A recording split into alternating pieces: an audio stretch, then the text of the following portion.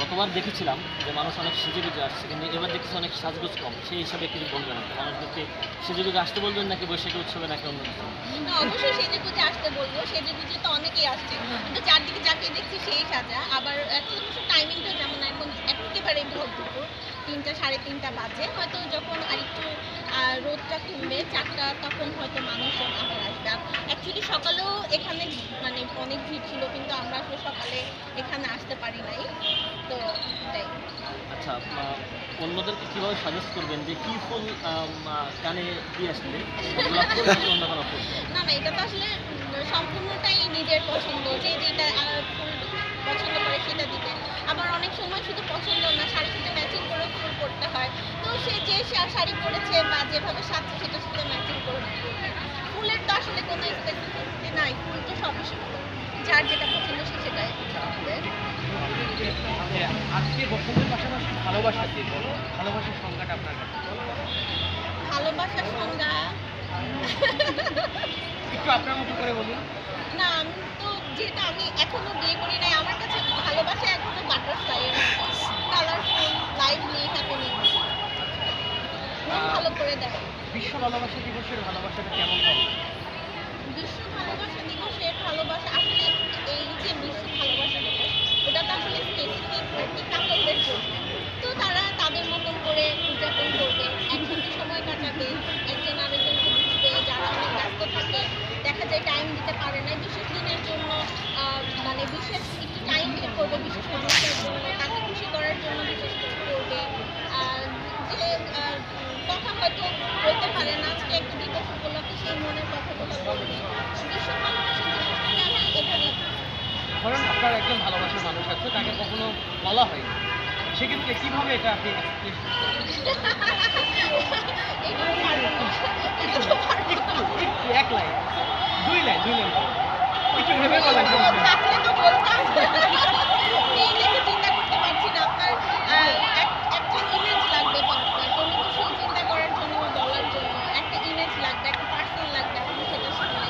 এটা না থাকলে তো আপনি আসলে কিছু বলতে পারবেন না। নারী কিন্তু এই মুহূর্তে আসলে তোভাবে কল্পনা করতে পারছি না। আপু, বসন্ত পাশাপাশি ভালোবাসা দিবস, বসন্তে কোকিল ডাকে, ঘুম ফোটে। তো আপনারা আসলে ঘুমের সাথে এসেছেন, কেমন লাগছে আজকে? আমাদের আসলে আমরা তিনজনে একটা ব্যাপার করি যে আমরা তিনজনে একটু সাজগোজ করে ওইটা বের লাগবে হব। না তো, ওইটা দিলে তো আরে ভাই দেখা যায় কোনোদিন তিনজন আমরা খুব কমই একসাথে বিয়ে করতে পারি।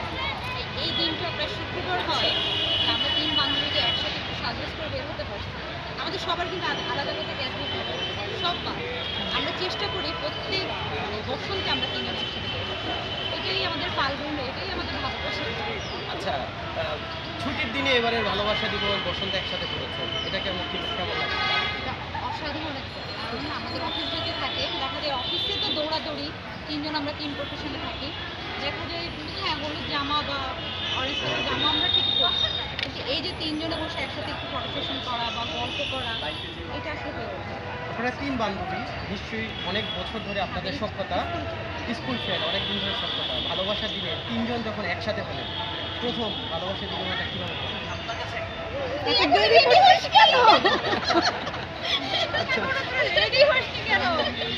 এটাই হলো মানে দেখার প্রথম ডায়লগ ছিল, এখন কেন রেডি হইস না তোরা? এই যে ভালোবাসার দিবসে এই যে কোনো প্রতিজ্ঞা হয়েছে যে একসাথে বাকি সময়টা একসাথে কিন্তু ভালো লাগে না, আমাদের এটা মনে হয় মানে আমার মনে হয় প্রতিটা করা জিনিসটা বাইন্ডিং চলে আসে, আর যেখানে কোনো বাইন্ডিং হাতের অবস্থা খারাপ। ওখানে আসলে হ্যাপিনেসটা থাকে না। তো আমাদের আসলে ওরকম কোনো প্রতিজ্ঞা নেই, আমরা প্রতিজ্ঞাবিহীনভাবে এত বছর কাটাই দিচ্ছি, আশা করি বাকি জীবনটা প্রতিজ্ঞা ছাড়াই কাটাই দিতে পারবো।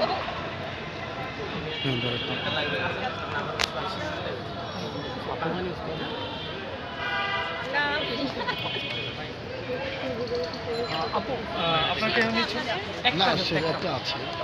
আপনাদের বসন্ত, আমি একটু নতুন করি, আবার নতুন করি, আজকে কিন্তু নতুন একটি দিন। আগামীর বসন্তটা কীভাবে দেখতে চাচ্ছেন?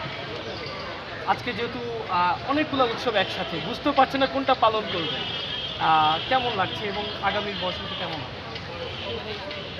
আগামী বসন্ত আসলে সবচেয়ে বড় কথা আগামী আগামী বছর পর্যন্ত বেঁচে থাকবো কিনা তার কোনো গ্যারান্টি নেই। তো এত লং প্ল্যানিং করা না করাটাই ভালো। আপনারা জিজ্ঞেস করতে পারেন যে বাকি বছরগুলোকে কীভাবে কাটাবো বা আজকের দিনটা কীভাবে কাটাতে পারি সেটা সম্পর্কে একটু হলেও আইডিয়া দিতে পারবো কিনা আগামী বছর সম্পর্কে আসলেই কোনো আইডিয়া দিতে তাহলে ওইটাই বলুন যেটা আপনি বলছেন, এই বসন্তটা কিভাবে কাটাবেন? এই যে এখন আমরা ফ্রেন্ডরা মিলে এখানে আসলাম, আমরা এখানে একটু ঘুরে ঘুরে দেখছি, সবাই এসেছেন, তারপরে হয়তো কোথাও খেতে যাব, একসাথে খাওয়া দাওয়া করবো, তারপরে হচ্ছে একটু গল্প করবো বা আমাদের জীবনের যে মানে টায়ারিং জিনিসগুলো আছে যেগুলো আমরা একে অন্যের সাথে শেয়ার করে রিলিজ করি সেটা করবো, তারপরে কাছাকাছিভাবে বাসা চলে যাবো।